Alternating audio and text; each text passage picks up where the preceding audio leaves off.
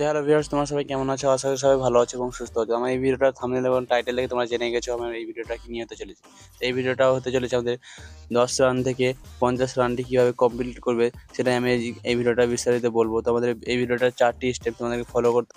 তো 4 নাম্বার স্টেপটা অবশ্যই মিস করবে না, অনেকটাই হেল্পফুল হতে চলেছে তোমাদের জন্য। তো আমাদের প্রথম স্টেপটা হচ্ছে যে আমাদেরকে প্রথমে 10 রান থেকে কিন্তু আমাদেরকে অনেকটাই ডিফেন্স করে খেলতে হবে এবং ব্যাটিং পিচকে বুঝে শুনেই খেলতে হবে। আমাদেরকে ডিফেন্স করে 10 রানটা কভার করতে হবে এবং শুরুর 10 রানে আমাদেরকে অনেকটাই কনফিডেন্সে।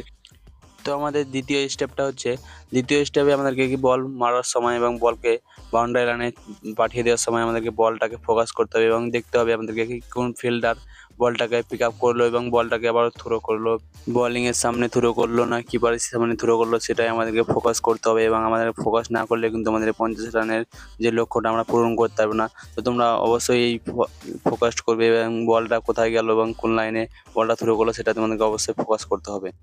তো আমাদের 3 নম্বর স্টেপটি হচ্ছে যেটা আমাদেরকে যখনই 30 থেকে 35 রানের মধ্যে চলে যাব তখনই আমরা হয়তো অনেকটা হাত সেট হয়ে যাবে এবং ক্রিজে আমরা অনেকটাই ব্যাটিং কমফোর্টেবল করতে পারবো। তখনই আমাদেরকে ব্যাটিংটা অনেকটাই মজবুত করে এবং ব্যাটিংটা বল ফোকাস করে মারতে হবে। তখনই আমরা 50 রানের কমপ্লিটটা করতে পারবো, সেটা তোমাদেরকে ফোকাস করতে হবে।